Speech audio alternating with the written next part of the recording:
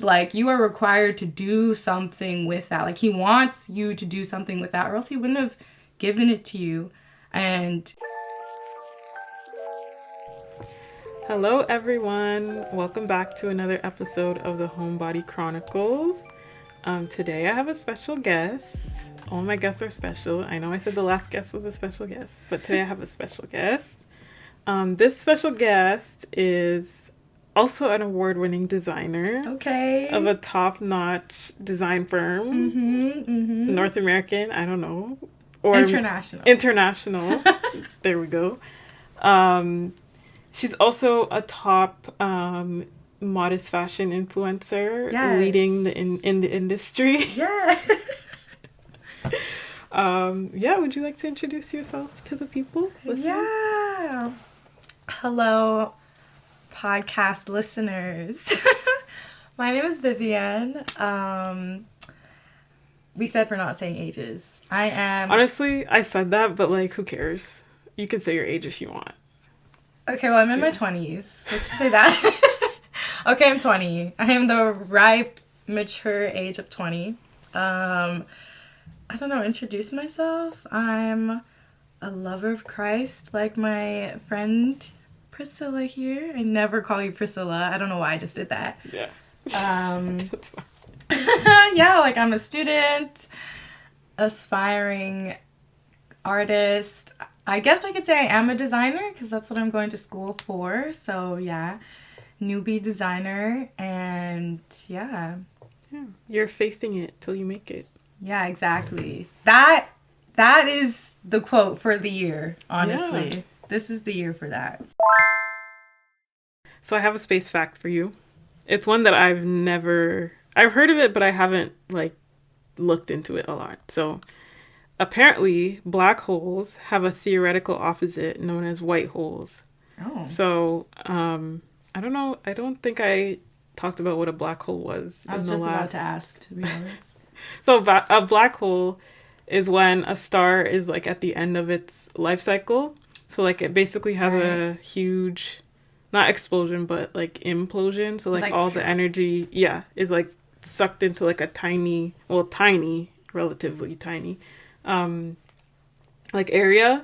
And because of all that energy, like, gravity essentially, it, like, anything within its distance can be pulled into it and, like, lost for eternity, I guess. Wow. So apparently there's also a thing called white holes. So black holes are known for their voracious appetites. Their influence is so strong that even light can't escape their gravity. But they have a theoretical converse called white holes, which I didn't know about. They're effectively the opposite of their dark relatives, spitting out light and matter instead of trapping it. Spitting out? Okay. That's crazy. So far, they are purely hypothetical objects. Astronomers are contemplating how they could form in reality. Okay. Interesting. I mean, that makes sense because, like, the Big Bang was supposed to be, like, an explosion, right? So it would make sense for that to be a thing. Yeah, okay. Anyways. Cool. Let's get into our topic for today. So I want to talk about how this topic came into my brain, I guess. So it's something that, like, I always thought about, but I didn't have, like, the words to, like, articulate what it was that I was trying to say. And then one day, I don't remember when, but one day you sent that video from Milena Ciciotti. Yeah. To be honest, like, I used to watch her. For anyone who doesn't know, Milena Ciciotti is a Christian faith-based YouTuber. A lot of her content now, because she has kids, is, like, mom-based and, like, homemaker-based. Yeah. But back in the day, like, when her and her husband first got married, I used to watch her a lot. Yeah, I just think, like, just life vlogs. Yeah. Her content was a little bit more... chill. How do I say it? Yeah, it was a little bit more chill, and to be honest, it was a lot less convicting. It was just, like, I'm just watching a vlog, like, day in my life kind of thing. Yeah. But then I kind of stopped watching her when she became a mom. No offense to any moms. But, like, her content became mom-based. Yeah. So, like, it just wasn't as entertaining, to be honest. But yeah, so I kind of forgot about her. And then you sent that video. I don't remember the name of the video right now. I think it's called like... I have it. It was called The Most Poisonous Thing a Woman Can Do. Yes. Yeah. And like you sent it, and honestly, I read like your little blurb, and then I read the title, and I was like, what is this girl? I'm going to find my blurb, actually, because I can't remember what I said. I remember when I was sending that message, and I'm like, I know when I send this, people are going to be like, why is she sending this? And I wanted to make it sound as appealing as possible. Mm. Okay, yeah. But yeah, if you find it, you can read it. Yeah. But she sent this to our girls group chat that we have. Okay, let me scroll up. Okay, I found it. Okay, so I was like, hey guys, so I just listened to this video while doing work, and it really hit the spot with me. She's basically just talking about idleness and how Christian women need to watch how we spend our time. And I always go and see what Brother Branham has to say, and he says what he has to say just reaffirms everything that she says. Anyways, it was just a blessing and reaffirmed my own convictions. I recommend taking a listen if you have a chance. Mm-hmm. So yeah, the video is called The Most Poisonous Thing a Woman Can Do. And then like in the actual thumbnail, I think it said something else, but let me find. The actual thumbnail of the video says The Silent Sin of a Homemaker. Now, disclaimer, neither of us are homemakers, just to make that clear. Yeah, definitely not. Yeah, at least not right now. Yeah. So, we're not saying that this is for only women, first of all, but it's also not only for homemakers. Yeah. And I think it's important to make that disclaimer. Right. Because there's also something that I wrote down in my notes that I wanted to talk about, specifically for how I first viewed the video and then how I viewed it when I went back, and how I think you should think about idleness for yourself. Yeah. But yeah, I guess my first question, and feel free to steer the conversation wherever you want it to go. Mm-hmm. But what if you could come up with a definition, or if you have a definition of idleness or being idle, what would that be for you? I think idleness for me would be taking an opportunity. Specifically, my mind goes to like time related activities, just taking your time and wasting it, honestly. Like knowing that you have something better that you can be doing with your time and then choosing not to, whether that's unintentional or intentional, or if it's just like an unconscious habit. That was a good example / definition of idleness. Mm-hmm. So one thing that I wanted to mention is in Milena Ciciotti's video, one of the things that she says at the beginning is she says like, before you listen to this video or before you start this video, like stop, say a prayer and say like, am I idling? And at first I was kind of like, girl, that's extra. But really, it was a good thing, because it's very easy in our generation to sit and think, I'm not idling. Like, I'm busy. I have 2 jobs. I have a side hustle. Yeah. I go to school. I do this. So obviously I'm not idling. But like, you could still be very much idling. Mm-hmm. So that also kind of led me to a definition of idling. And I don't have a scripture. I thought I had a scripture for it, but please forgive me. But that's one of the things that kind of led me to my definition of idling. And it's anything that you're doing that is appearing to be productive, but it's not necessarily taking you to any real end. Wow. So like, I like that. It's not like, okay, like I'll give an example. Like for me, when I was in 4th year of school, I was working, I had a internship, plus I was in school, plus I was taking more courses than I should be taking for my for that year of my program. Yeah. And I was busy, but I was still idling. Yeah. Like I was just being like a busybody. Like I didn't have a consistent prayer life. I would not be like, I wouldn't miss church, but like I'd be in church, but my mind would be like, okay, my next assignment, this, my that. Like, so I was being productive, but it wasn't really taking me, it was taking me somewhere, but it wasn't necessarily taking me to the place that I needed to be. Exactly. You know? So how about you? Do you think, do you ever ask yourself if you're idling? Not you writing notes in there. Yeah, because you're making me think about things that just on this topic. What was the question again? Do you think, or have you thought, like, to yourself, am I idling? Like, do you ever sit and ask yourself that question? Before this was really a topic that I was concerned about, no, not at all.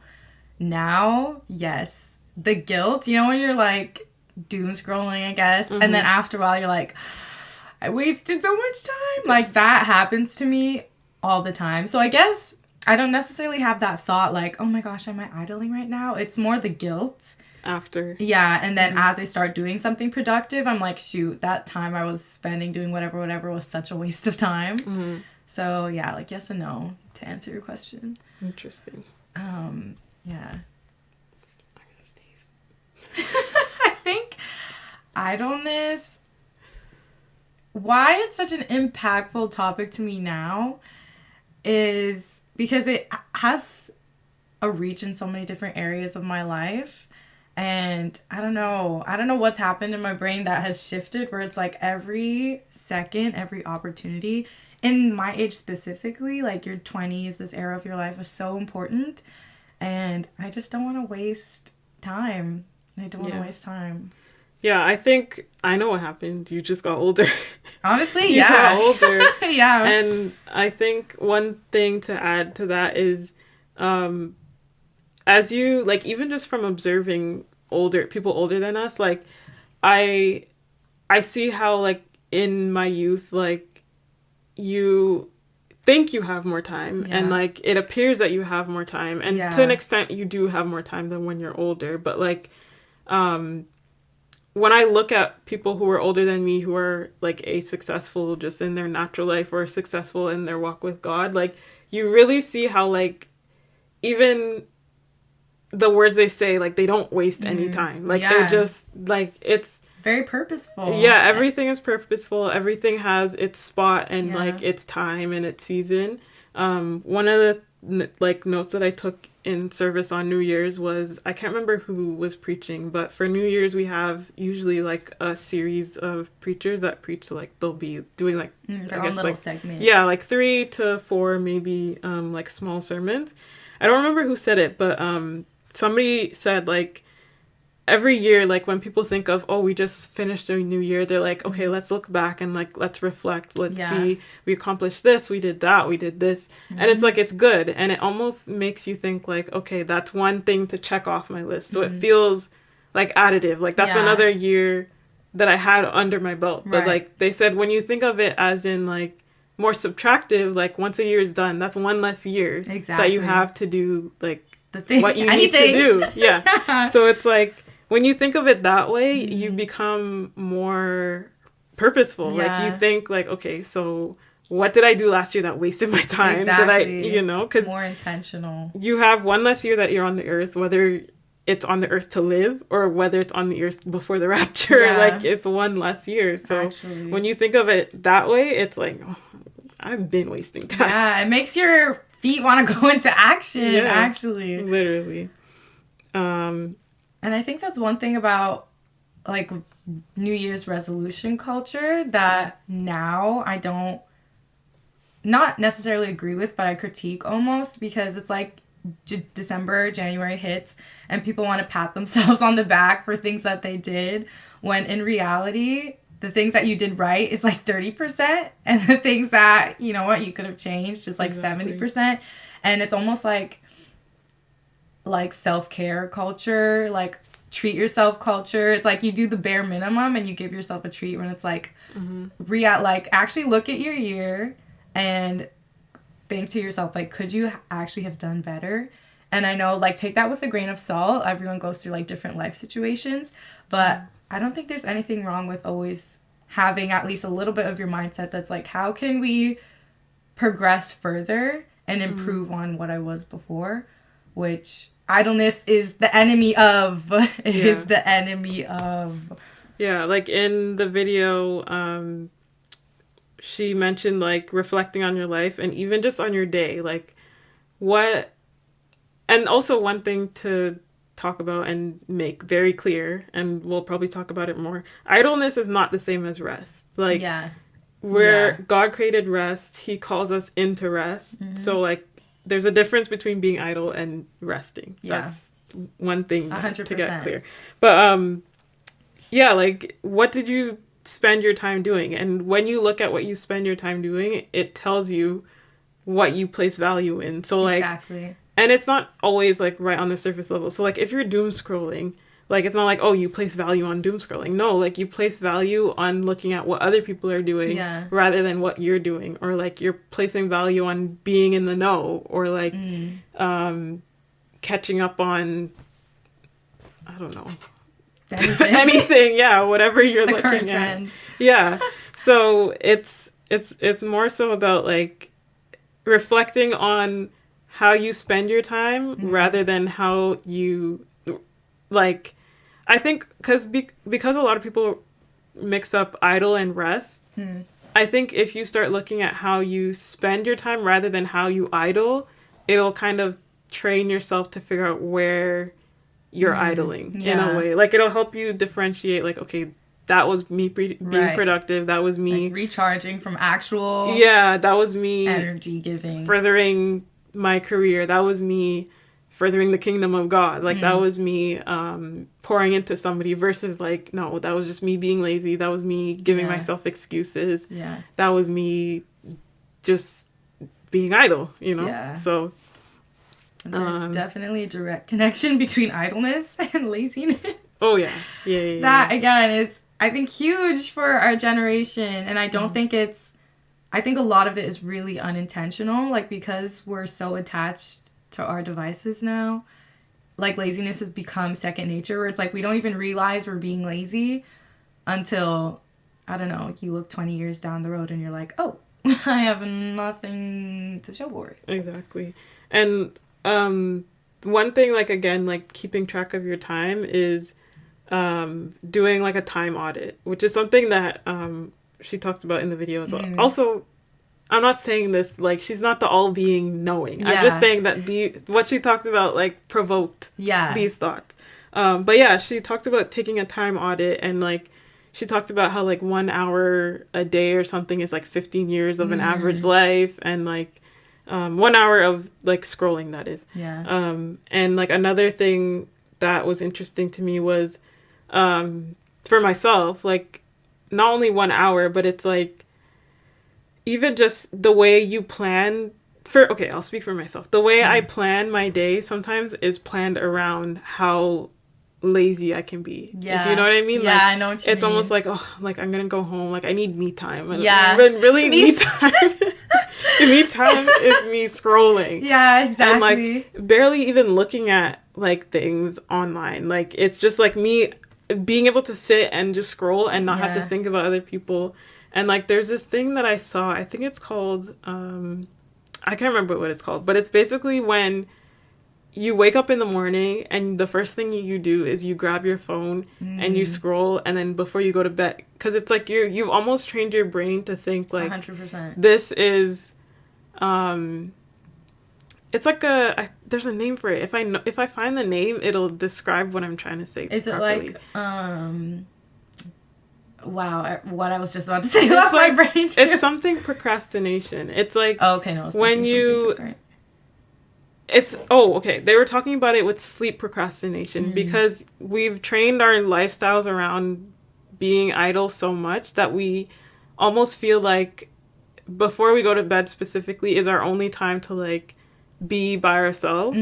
So we train like that by ourselves time to be like being hooked to our devices, or like being like hooked to a Netflix series. And also, another disclaimer, like I always say, balance is important. So I'm not saying that if you're on your phone or if you're watching a Netflix series that you're being idle. But just be aware of how much of your time that thing is taking. And be honest. But if I'm being honest, this is about to get some people real mad. I'm sure it is. But binging, there's no world where binging anything is being productive. And it's like not, guys. You might, or not that it's being, there's no way that binging a show or something is resting. That's what I'll say. Because if you're sick and you're stuck in bed, sure, like, yes, you might say, well, that's in time for me to binge. But like, shouldn't you sleep? Mm-hmm. Shouldn't you be focusing on, like, you know, nutrition to get better? Yeah. Like, there's no world where staring at your screen for hours on end, even if you have nothing else to do or you can't physically do anything else, is okay. And it's not like, I don't have any science to prove it, but, or like I don't know any off the top of my head, but it's like when you're watching something, like your brain is actually not resting in that sense, like exactly what you said, like watching things, especially when we're scrolling, like your brain is very much active. It's just stuck in this like neutral state where it doesn't necessarily have to process things like you're learning something new. Like you're stuck in a very like 100% active, but like I don't know, like a robot. It's literally like a robot. You're on 100%, but you're just not doing anything with that energy except staring and I don't know, letting the chemicals secrete, what is it, serotonin? Yeah. And there's also like the science behind like how our brains react to notification. So like it's almost, some of us have gotten to a point where our brains are like creating fake notifications and like we're checking our phone when it's like nobody said anything to you or nobody sent you anything. You're just like the feeling of getting a notification or like a message or a like or a new follower, it's almost like a boost, like a drug to us. And like we crave it so much that we think it's there when it's not. Like it's quite scary, actually. Another disclaimer, I'm guilty of all of these things. Oh, same. That's why we're talking about it. I'm guilty. And you know what? It's because I feel convicted and I so much want to change this part of myself that I feel very passionate about it and I critique it so much because all these things that I'm saying are things that I'm actually critiquing about myself. I just hope someone else could, I don't know, feel inspired by it because I feel there's a better life to this, what I'm living right now. Like there's an alternative to spending my time and it's just better. It's better. Yeah. And I think kind of based on that and also based on what I just mentioned about like if you're sick and like you're stuck in bed or something, I think it's also important to discern your season. So like even in the video, like I was reading some of the comments and like a lot of people were saying things like, well, I have a chronic illness, so I can't exactly like do things the way that you're describing to like avoid idleness. Like and that's like, the thing. Oh my gosh. I think it's about discernment because like I've said before, like the real you is the you that like it exists when no one else is watching. Or like the real you is the you that like your thoughts that no one else can hear. And like I think it's important to discern the season you're in. Obviously we're, like I said at the beginning, we're not homemakers. So like if I were to be like, no, I'm quitting school and I'm quitting work to like do laundry because that's what being said. No, like obviously no. Like we're saying like in your season, in your lifestyle, like how are you specifically being idle and how can you avoid it? And I will say another thing, a lot of young Christian women are very idle and dare I say lazy because they have this idea that they're gonna get to the spot that Milena Ciciotti is in, where you'll be taken where care she's of. a homemaker, which is honorable. I'm not saying that if you have that desire, like you're being lazy. Like no, because at the end of the day, homemakers are the busiest people ever. True. But if you are not in that season, it's one thing to prepare your mind versus to just be lazy and use that as an excuse. Yeah, exactly. Like, because I've seen that in real life, unfortunately, where it's like people use a season that they're not in to justify their own idleness and their laziness. And it's like, I'm sorry, but even if you do become a homemaker eventually, what is all this time that you're wasting right now when you're not a homemaker? Like, are you learning skills? Like, are you learning even just simple like communication, like with people, like something that could better yourself when you're in that time, or like anything useful, like exactly. Even if that's what your end goal is, like that's fine, but there's things that you can be doing now to prepare for that time without necessarily doing the things that you would be if you were a homemaker, for example. And yeah, like I said, it's all about discernment. If God calls you to quit school, I mean, God called you, but don't, you know when God is telling you something versus your own idleness and laziness is telling you to do something. That's all I'll say. And if you don't know, like we said in the beginning, pray that prayer. Am I being idle? Exactly. And if you're sincere, I believe God will answer you. 100%. So. I feel like this is a very general intro to how we feel about this topic. Yeah. But I can't remember. No, you didn't say it. But what about this topic, or like what sparked your passion? Passion is a strong word, but how did you get introduced to this topic, and how you feel about it now? If I said the real reason, I might get in trouble. No. Now I'm intrigued. No, I will be honest. For me, it is, like I said, a lot of young Christian women that I've met and that I've spoken to have this idea that they're in, like, a single season. Mm-hmm. And, like, sure, you're in a single season, like, but, like, there's this, like, tying their identity to something that they're not yet. Mm. So, like, for a lot of them, it's like a wife, a mom, a homemaker, whatever. And I find, like, a lot of young Christian women that have brilliant minds, brilliant potential talents, are wasting it because they have this idea that, like, I don't know, that their husband is gonna swoop them up and they're gonna be able to bake bread all day. Yeah. And, like, which, can you even bake bread? Exactly. Like, don't get me wrong. I'm not saying, again, it's honorable to want to be a stay-at-home mom, wife, homemaker, whatever. Yeah. But it's like, are you wasting your time with this hypothetical situation? Mm-hmm. What if God calls you? What if your single season is for the rest of your life? Then you'll be regretting how much time you wasted, like, preparing. Preparing, or like fantasizing, really, because it's not preparing, because you don't know how to make bread. You're fantasizing about a life that God didn't give you yet, you know? And, like, actually, that brings up another point. Where is it? In the video, she talks about it being arrogance, because you're assuming that you have all this time and you have this life that isn't really yours. It's not a life that God has put you in. So, like, at the end of the day, you being idle is you telling God, like, hey, God, like, this life that you have given to me right now, I think another version of it will be better. Honestly, that's so what I'm gonna do what I think I should do to be in that when I'm not there. But it's like, no, God is giving you this time as a young single woman to perfect your talents, whether that's something musical or even, like, something artistic or even something science-based. Like, I don't know, like, anything, you know? And again, I'll say it again, it's not saying that, like, wanting that lifestyle eventually is dishonorable, but it is dishonorable to tell God, like, what you gave to me right now is not good enough. Exactly. And, like, I'm gonna sit here and be stagnant until you give me what I think I should have. Exactly. And, like,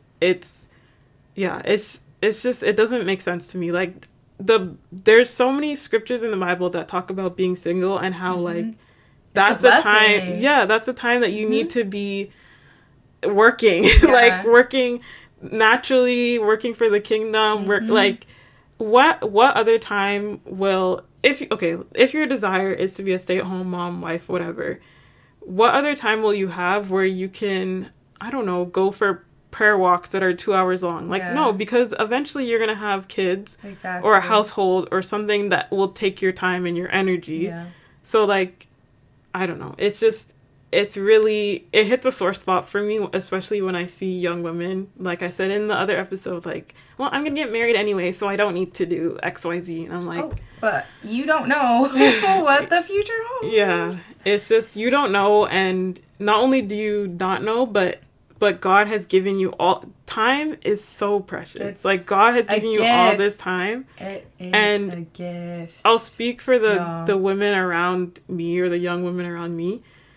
We live in a society or a culture where we have so much. Like, our parents work hard. Like, chances are you don't have to, if you're living at home, that is. I know some people, live on their own, so this doesn't apply. But, like, chances are you're not paying for bills to Mortgage. sustain an entire household. Yeah. So your money, you can give. Yeah. Or not give, but, like, you can steward it properly. Your time, you can give and steward. Your energy, like, being young, you have more energy. Like, there's so many gifts that you have when you're young and you're single, to waste it by saying, no, God, like, when my life is the way I think it should be, that's when I'll do what I'm supposed to do. There's too many opportunities now, and you'll never get them back. Once you have kids, like, I don't want to say your life is done, but your life is not for yourself anymore. Obviously, you need to prioritize yourself. If your cup's not full, you can't fill other people's cup. But in the sense of, like, what we understand as motherhood, like, your priority is your children, your husband, your home. Yeah, and you'll never get these hours back. You'll never get them back. My kind of approach to this topic was kind of different. It was more a response to myself and other people. Vivienne said, I'm too lazy. No, that's good, though. That's good. Self-awareness is good. Yeah, and I'm going to do a little story time. Sure, I love stories. This is what my notes were about, because honestly, it's been a process. This has been a couple years in the making, and for me, it was very similar to what you said, where I didn't know how to word it, or I didn't know what the issue was at first, but once I was able to identify it, I just went, like, head on from there. Or I've been trying to go.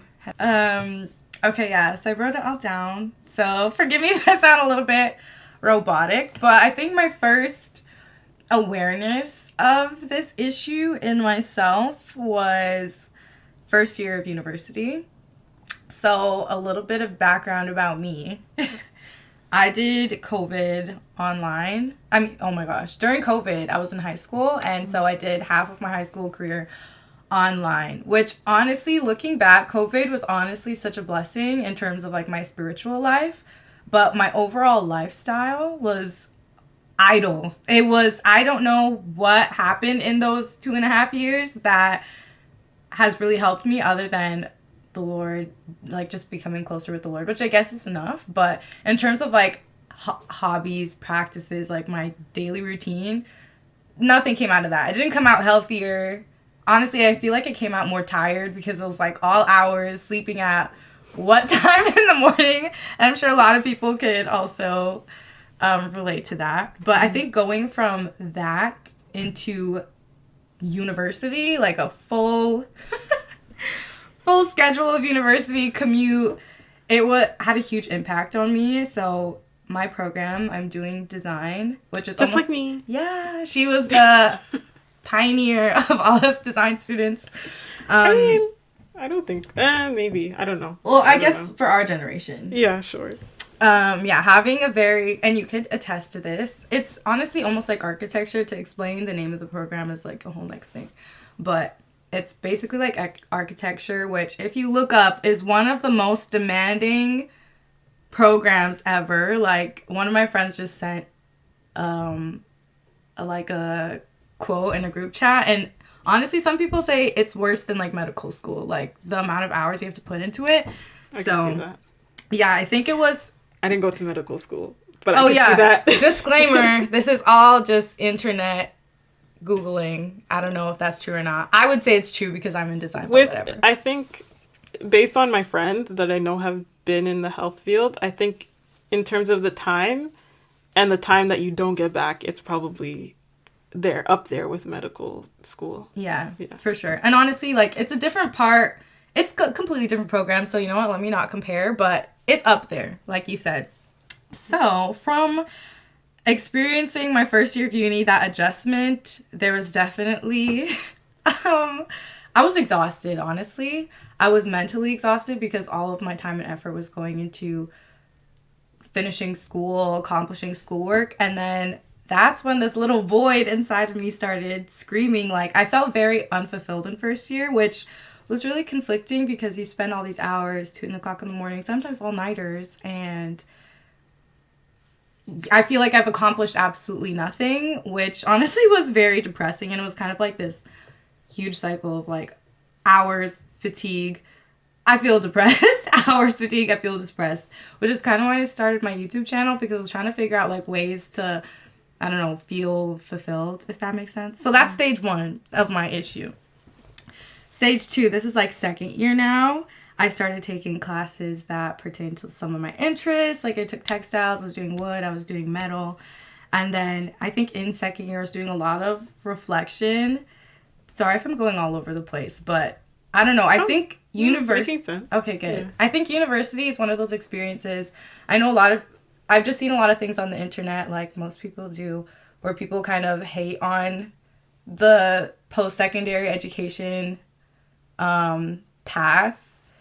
But I think what it does, it honestly does a lot for you in terms of like, I don't know, strengthening you. How else do I put this? I don't know, put you in extreme circumstances and then... Discipline. Thank you. Yeah. Fill in the blanks. I mean, not for everyone though. That's I think true. If it can, it will. Like if you let it, it will. But yeah, I agree. Like it teaches you, like, it teaches you, like, to make decisions, like, by yourself. Priorities are. Yeah, and, like, figuring out, like, honestly, for me, it takes you to, like, rock bottom, and then, like, it makes you question, like, okay, is this all worth it? And, like, when you find those answers, then your life changes, essentially. Yeah. Honestly, it's... For me, and I would say my personality, like, I'm the type of person who needs structure to thrive. Like, if you leave me to do things on my own, I don't know what I'm going to do. COVID is an example of that. Waste time. Structure really helps me to thrive, and I guess that's not for everyone, but for anyone like me, university has really helped me to see my potential in a way. So, yeah, back to second year. I was doing a lot of reflecting. Specific questions that I wrote down. It's like... They sound so extra, but like, who am I? What am I good at? What do I like? What is my place in this world? What am I here for? What do I do with this passion and energy and desire and potential? And I think part of this was honestly comparison, which is a double-edged sword. I know a lot of people say comparison kills, but honestly, I was saying this to someone the other day, but I think it's also could be used as a tool to help you realize what you're capable of. Like, okay, age doesn't necessarily define how successful you should be or like what stage in life you should be at. But if you see someone like I'm 20, someone else who's 20 who's, you know, successful in a way that I want to be successful, it's just a visual example. Like, this is capable, and that's like a positive side of comparison. I think there's a better word than comparison, but y'all just trying to understand what I'm saying, okay? Yeah, it's like... Yeah, it's like iron sharpeneth iron. Like, you're seeing examples. Yeah, exactly. Much. And, yeah, it is comparison, but it's the good part of comparison. Kind of like, academic competition. Like, if you have someone who's better than you around you, or like what they say, someone was saying this in a sermon the other day, like, look at the people who you surround yourself with. Like, if you surround yourself with people who are better than you in areas that you want to get better at, you will get better as well. Mm-hmm. So I found that happening to me as well. More of the negative side first. Like, hey, there's other people the same age as me who have gone through similar experiences, and they just have their self so together, and I am struggling here. Like, what is wrong with me, and how do I get there? And something that I've heard from my parents my whole entire life is, to whom much is given, much is required. And also this idea of being a good steward, and this is where the idleness has come in. So for me, I think I was looking at myself in second year. How old was I? 19, 20, whatever.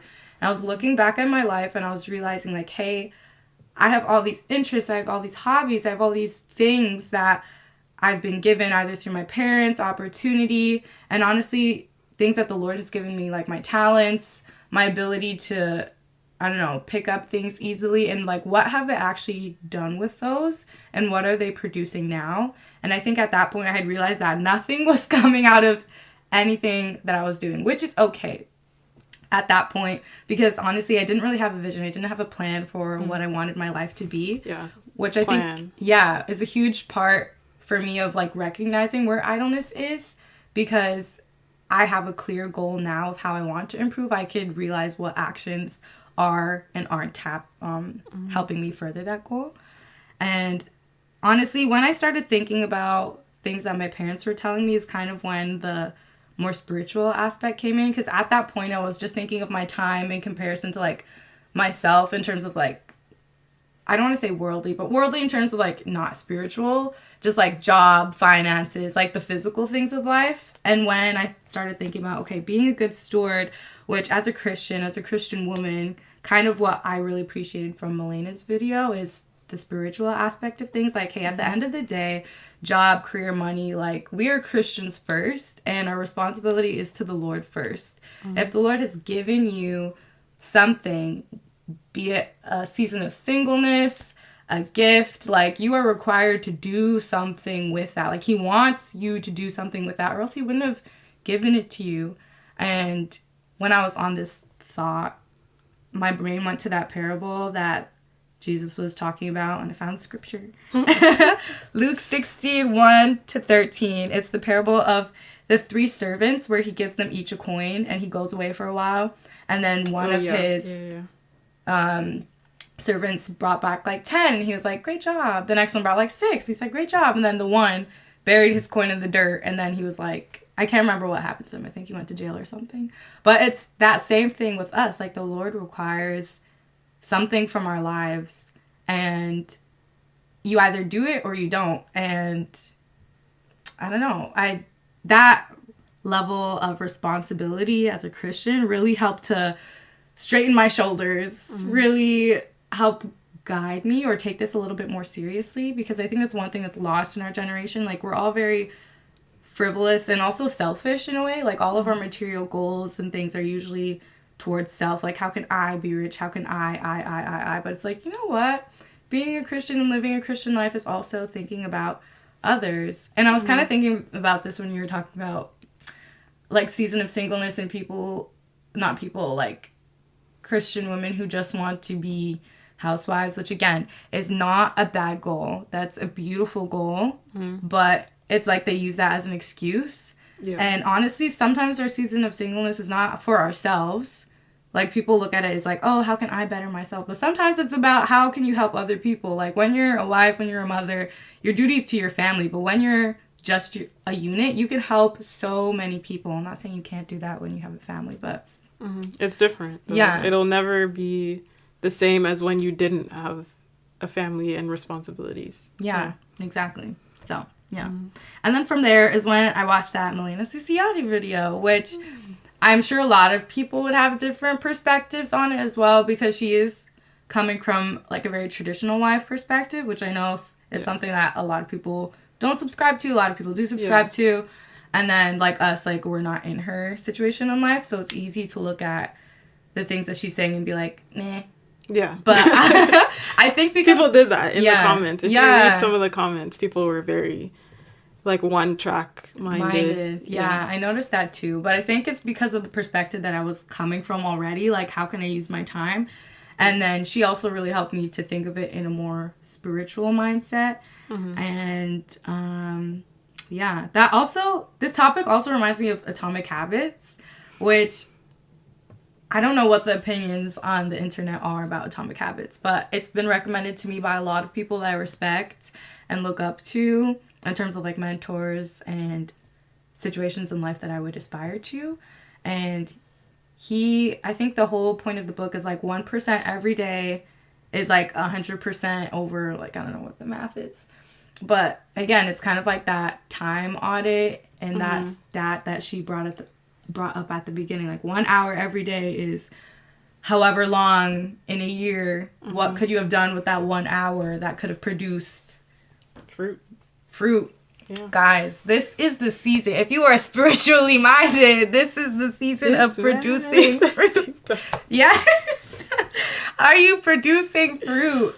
And you know what? A lot of the sermons that we've heard across the year have been around that topic of producing fruit. And I think that's also helped prick my heart a little bit, because this is the time, especially for your 20s, this is your time to plant seeds for your life that will help you financially, everything. Yeah. And if you waste this era of your life, it can really screw you up. Not saying that you can't do a U-turn, but yeah, like why do that? Like, prevention is better than cure. Like, exactly. If you set yourself up properly, then you won't even have to think about doing a U-turn. Yeah. You'll just be going where you need to be going. Yeah, and again, that's like, it puts on me like the responsibility aspect as well. Like, you know what? I've been given so much. Mm-hmm. Why, like, to squander it would just, like, I don't know. I don't even know how to put it into words. Well, I have a scripture. Oh, girl, read the scripture. Where is it? It's, again, about idleness. I mean, the scripture is specifically about idle words, but I'll read the, where is it? I'll read the scripture. Yeah, so it's Matthew 12:36, and it says, "But I say unto you that every idle word that men shall speak, they shall give account thereof in the day of judgment." So, like, idle words, yes, of course, like, every idle word you speak, but also your idle mindsets and your idle actions, too. Like, everything you do will be it'll be taken into account. Yeah. And, like, again, I'm not a preacher, but, like, that, to me, is enough to, like, put your head on your shoulders. Put my boots on. Yeah. Let's, like, get going, because lace up your boots. If y'all know what I'm singing, you guys are real ones. But yeah, it's just like, there's nothing in scripture that, like, it everything, like, will encourage you to work, like, to get up. And I think our generation is so, like you said, like, everything is, like, self. So it's like, when you think about being idle, it's always about yourself. Like, it's always about, like, when I can, like, me time. Like I said, it's like, when is me time? Not saying that that's bad, but it can be out of balance and it can throw you off track. Yeah. But continue your yeah. No, that was basically it. Okay. Like, I just think, what I wrote down when you were talking, which is kind of what you were talking about just now, is like the consequences of your actions. No, sorry. Rewind. I wrote the consequences. I can't remember what you said that made me think about this. Girl, I can't remember what you said either. I think about it now, and the place that I'm in right now, like, okay, I guess, I don't know. I think people listening would be like, you're 20, like, what do you have to be like, upset about? Or, like, you have your life ahead of you. I understand that. I understand. But the thing is, I want to change how I approach my life going forward, because when I look at the potential that I've had for many different things, I feel like there's like the saying, like, a jack of all trades, but a master at none.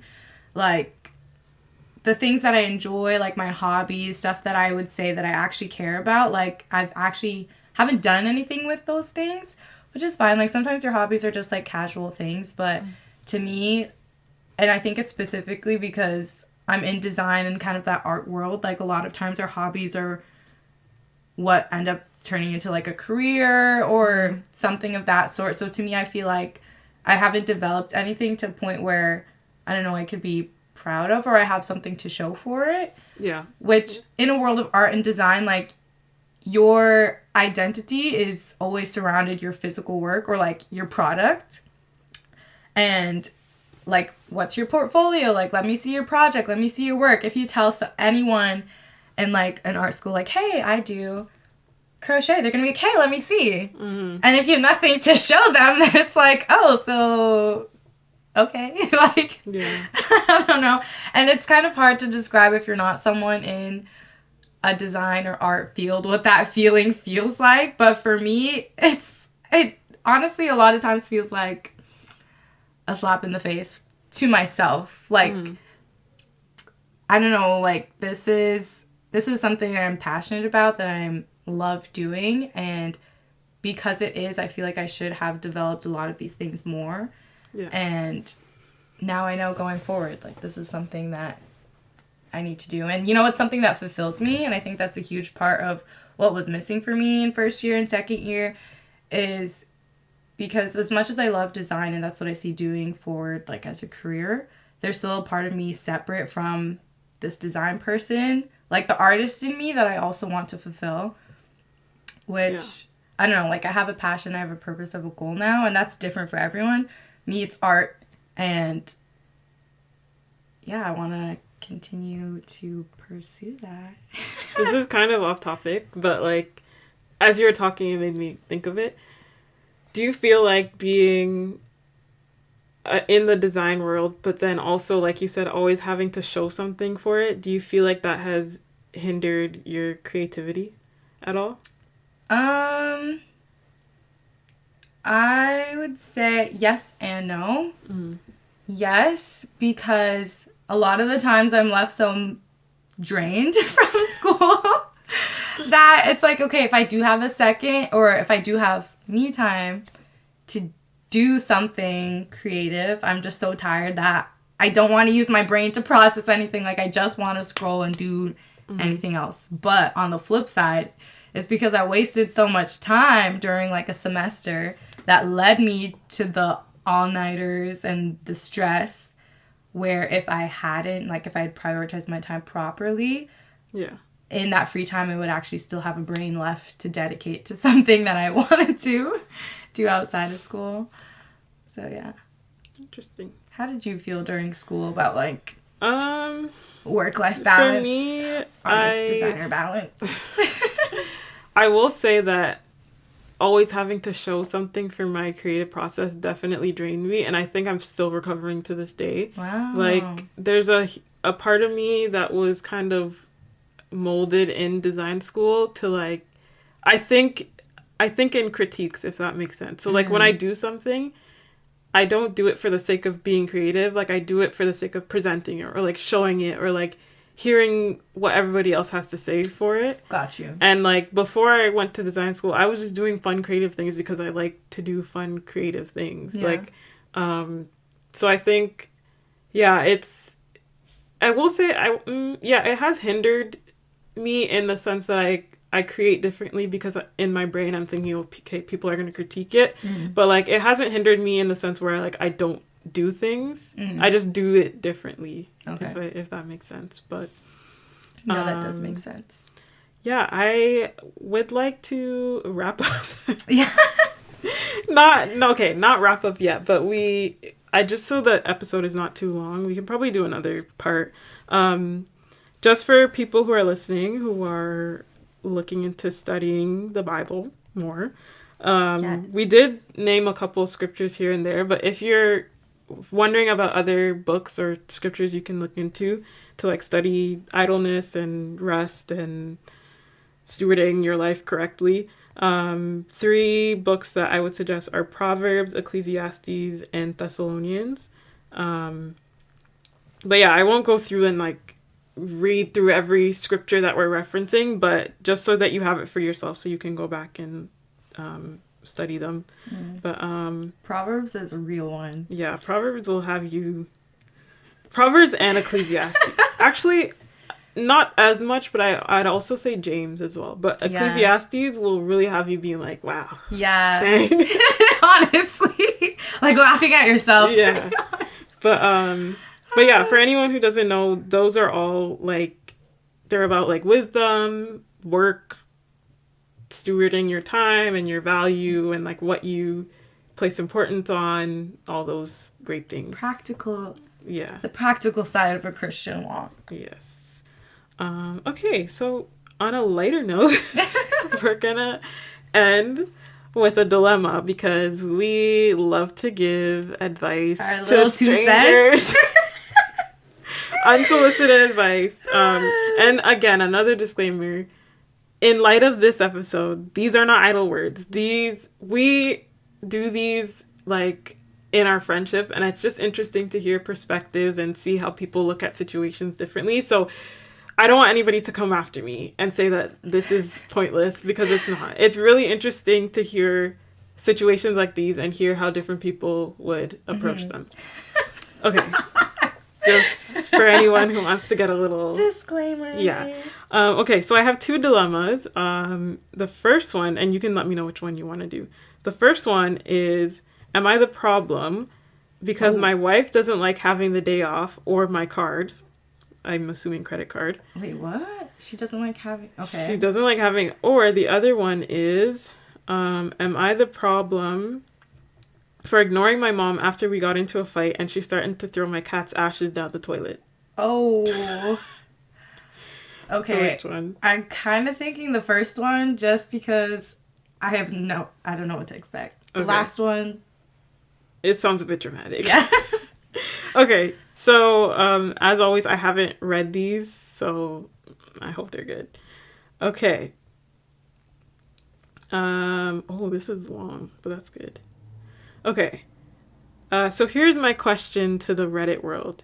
Am I the problem here? My wife told me yesterday, all I want for Mother's Day is to have the day completely off. I don't need or want anything else. I confirmed with her multiple times and then started planning a day for my two boys and I. Today comes by. I intercept my oldest son at 7 a.m. because he comes into our room. We go downstairs to watch his favorite morning show and to eat breakfast. The moment I heard my youngest wake up, I got him out of his crib and downstairs. We finish breakfast and I have them start working on handmade cards for my wife. When I hear her get up, we surprise her with the cards from the kids. Oh, maybe cards is not credit card. Maybe cards is like... Oh. I don't know. We'll see.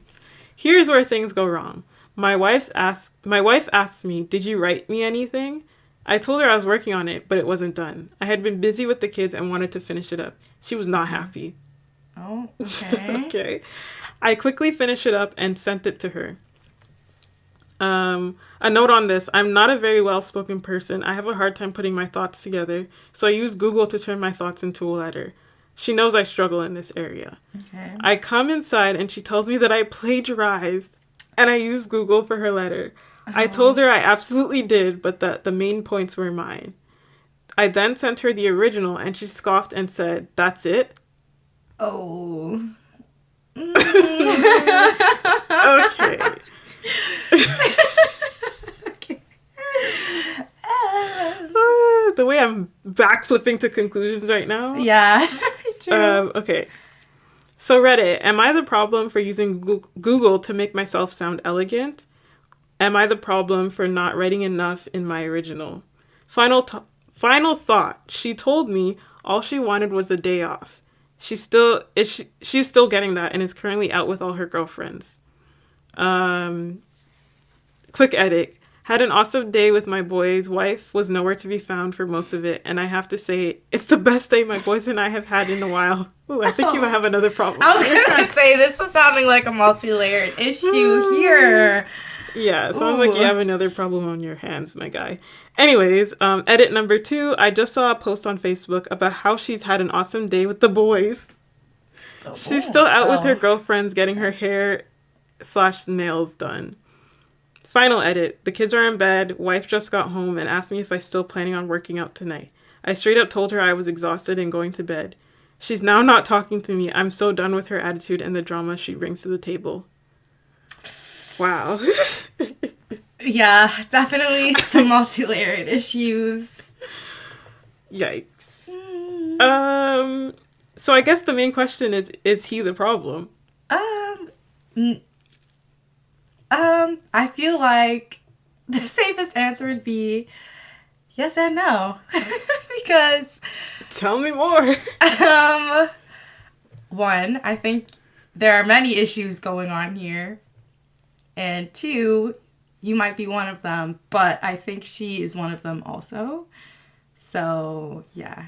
In what ways do you think he's the issue? I think, in a relationship, you both have to communicate. Mm-hmm. And don't not communicate in a response to your partner not communicating well. Like, you should always do your best to make sure that what you have in your head is being understood to the best of your ability of the other person, if that makes sense. And I feel like... I think he did that, though. Because he says, I confirmed with her multiple times and then started planning a day for the 2 boys and I. Oh, you're right. No, you're right, actually. Yeah. Okay, wait. No, I take it back. I take it back. You know what? Okay. Ooh, you're right. No, I think actually she sounds like the issue. So, okay, here's my thing. I think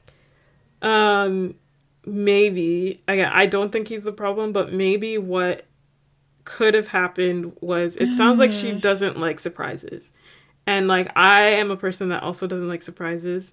So I think maybe if he had not only confirmed with her about what she wanted, but confirmed the schedule of the day, that might have been better.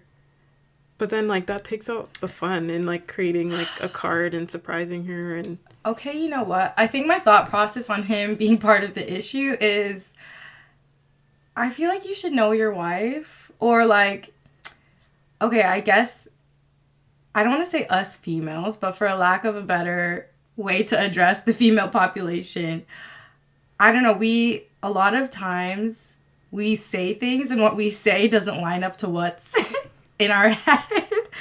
Which, girl, get me out of that category. I say exactly what's in my head. That's true. But you know, I know what you mean, It's though. like, I don't want to put labels on anything, which is why I keep stopping. But you know, oftentimes I've seen examples in relationships, whether like fake or in real life, where the girl says something and then they do exactly what she says and they get upset about it, and it happens over and over. And at one point I'm like, guy, don't you just, if she says she wants nothing, that means she wants flowers. Or like, if she says no, she means yes. Like those situations where you need to know what's actually going in their head. And I think the female argument on usually those issues is like, I don't want to have to tell you everything that I want. Like, know what's in my head. But again, that goes... But that's impossible. It is, which is why I'm like, they both need to communicate. But again, you said he did communicate, and she's the one who didn't communicate, which... Yeah, first of all, one thing that really annoyed me is the fact that he... Like, okay, so he took the time to make the card. Obviously, he said he wasn't well-spoken. And then the part that irks me is she goes, did you write me anything? And then, like, he says, I'm working on it, but I wasn't done.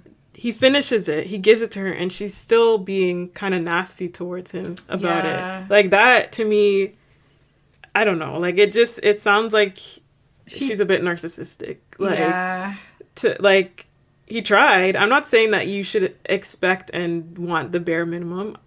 I don't think he gave the bare minimum. Like, he decided to write a letter, which he knew was not his strong suit, because he knew that she liked it. And she still said, that's it. Anyways, I don't know. I feel like I agree in the communication aspect. Like, maybe there could have been more communication on, like, how the day would go. But at the same time, like... Nah, this is her fault. She's asking for... I don't know. Like, you can't expect something from somebody that you know that they can't give, you know? Yeah, and you know what? My thought process when hearing this is like, okay, if I was in this situation, I would say I'm like you, where it's like, I say exactly what I mean. And... yeah, I apologize to the guy. I actually take everything back I said about him. You need to communicate, like, and, you know, appreciate the little things. Like, that's rude, especially if, you know, it's not his strong suit. And especially because he said they've talked about it multiple times, where it's like he uses Google to help his thoughts. Obviously, we don't know to the extent. But you could clearly tell, you know, he had his own original. Yeah. Yeah, she sounds ungrateful to me. But also the part that's, like, kind of ironic is she asked for a day off, meaning that all the things that he was probably doing are things that she does on the regular basis. And then when he said, like, he was just going to bed, like, he was exhausted, she was like, I'm not talking to you. Like, I bet you've done that to him before. Like, I bet you're like, oh, I had the whole day with the kids. Like, I'm tired.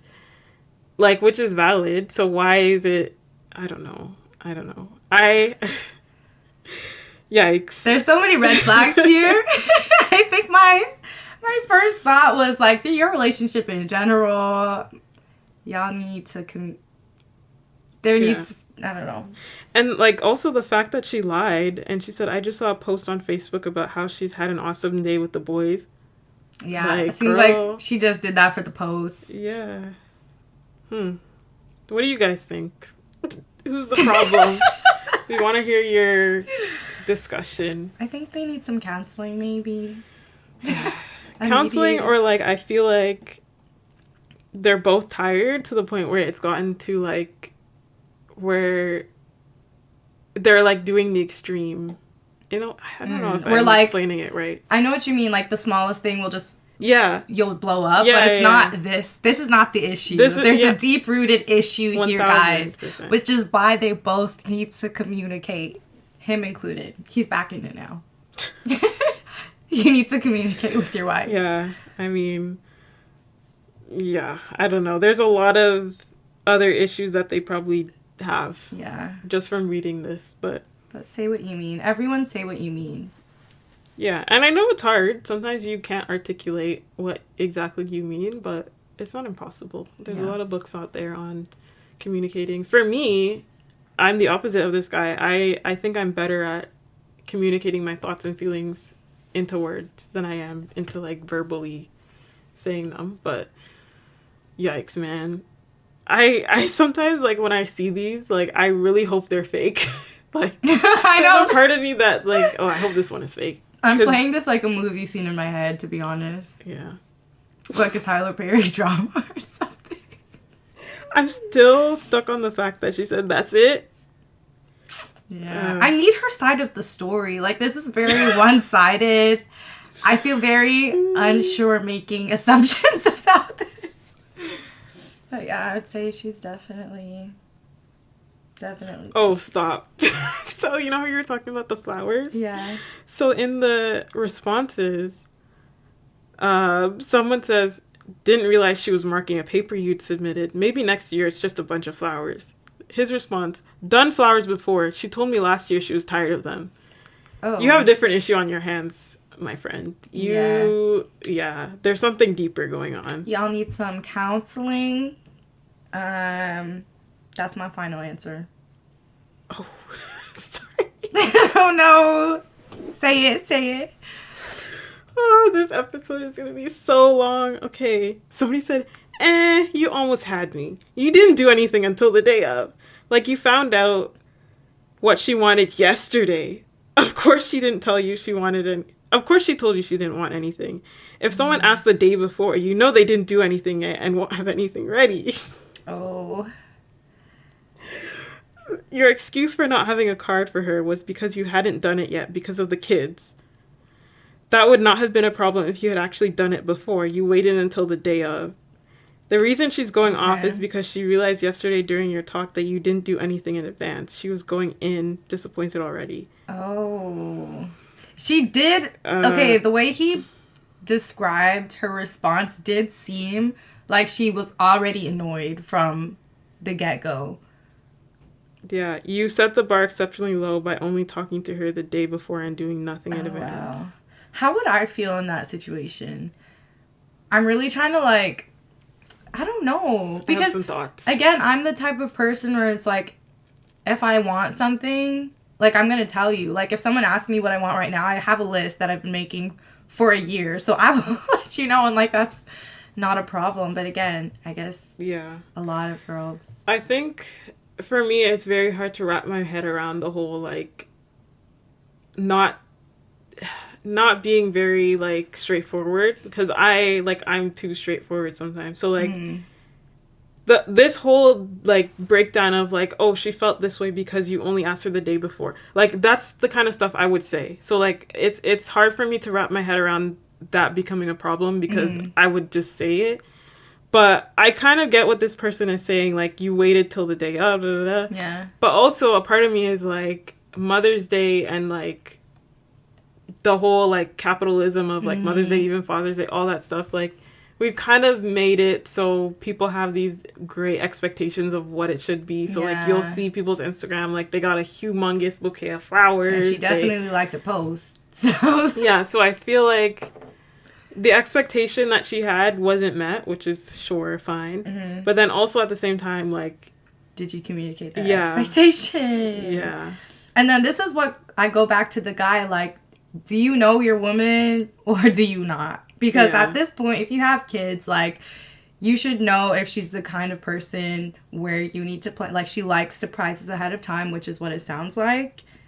Again, making assumptions about her character, but yeah, like, I don't know, like, Yeah, these comments are crazy. it really shocks me when people are in long-term relationships and, like, the guy doesn't know why the girl is mad, or the girl doesn't know why the guy is mad. Like, how do you not know, like, why they're mad? Like, that is just mind-boggling to me. Like, yeah. Even if you don't know the exact reason, like, at least know the general issue. Like, he sounds mad confused about everything, where it's like, I don't know. After reading that response, I kind of get it, but, like... I get both sides. Yeah, I do now. And again, but I'm the type of person, I want resolution as well. So I'm not gonna not talk to you. Like, my response when I'm upset is not the go away and process my thoughts. I'm gonna tell you right then and there, like, I am not happy about this, yada, yada, yada, so that we can fix it and so that you know what's going on, rather than, like, stewing about it. Yeah. Which, none is right, none is wrong. It's just people. And you need to know your people. Know your person. It'll help.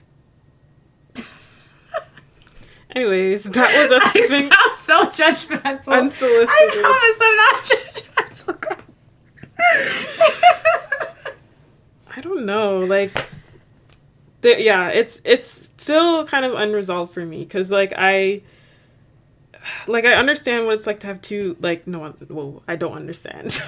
Oh, I understand in theory. In theory, what it's like to have two young kids. I'm sure they're a lot of work, but at the same, I'm dying because we're literally two single girls. I know. Advice to a whole on a long-term married couple with children. I have seen what it's like to have two young children. The fact that the oldest got up at 7 a.m.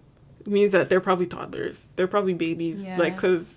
Anyways, but I understand that they probably have a busy life. Maybe that's why he wasn't able to, like, think too far in it, like, too early. I don't know. But the fact that she also didn't like the flowers last year tells me that she's a little bit hard to please. Like, because what else?